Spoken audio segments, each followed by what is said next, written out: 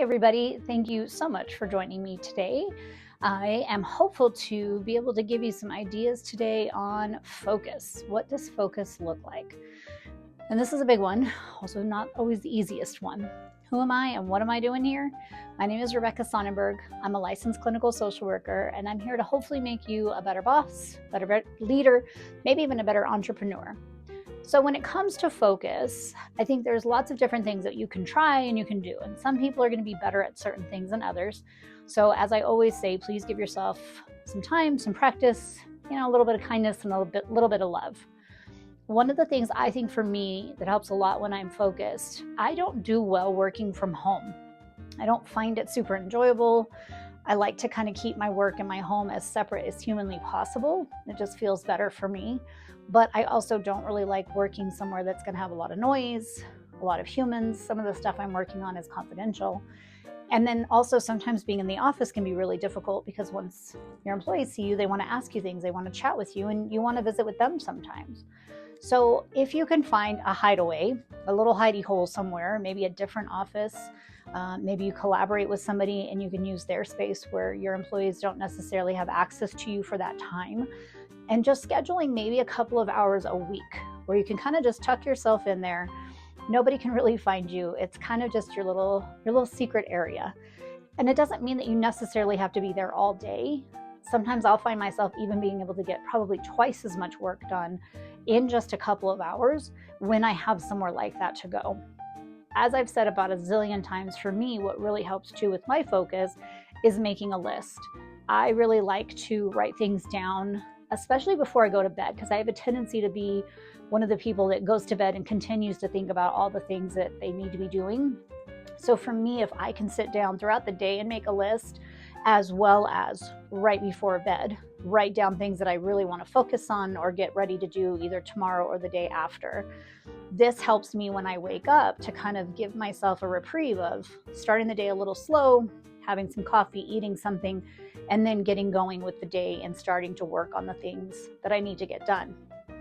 One of the other things I think that works a lot for some people is working for a certain amount of time with scheduled breaks in between.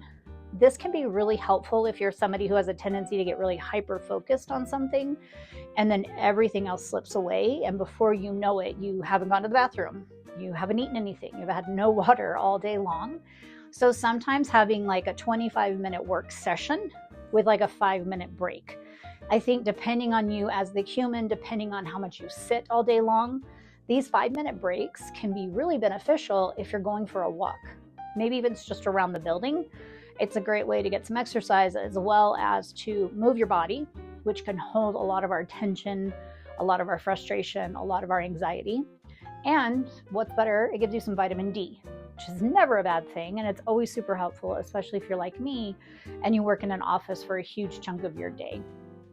One of the other recommendations that I would say I suck at the worst, and I will be the first to admit it, is doing one task at a time. I've talked about before with my neuro umbrella, I have a tendency to be a multitasker, but I actually do it very well. I've had people comment on it like, oh, I didn't think you'd actually be able to do that, but I do better when I can do multiple things. This I understand is very rare, and I'm not saying you should do it. And I'm not saying that even when you think you're a good multitasker, you may not actually be. You may have to ask people in your life to really evaluate that for you and with you to kind of watch you and say, yeah, I know you think you really rocked that, but God, that was really horrible for the rest of us. So I would recommend for the vast majority of people is that you sit down and you pick one thing that you want to get done and really work on it. Again, this needs to be mindful with like how many people are going to be interrupting you, how many meetings you may have that day, how many other things may pop up that are more important. Are you able to say, I'm going to work on this one thing, but if something interrupts me, I have the ability to pull away from it and work on other things for a few minutes and then come back to it? Or is this something that really needs a lot of my attention and a lot of my focus? I am not good with numbers and math. It's part of my dyslexia. It's just not my jam. So I know when I'm doing like our budgeting, our billing, anything with numbers, I have to shut my door so that I'm being really clear that this is not the time to come and ask me something. Because if I get off track or if I get pulled away from something, it just makes it harder for me to really know where I left off and be really sure that what I did with the numbers was correct. So again, even if you're working on one thing, really decide, is this a one thing where you can be in the office? Is this a one thing you need to work on privately? And kind of assess what that looks like for you.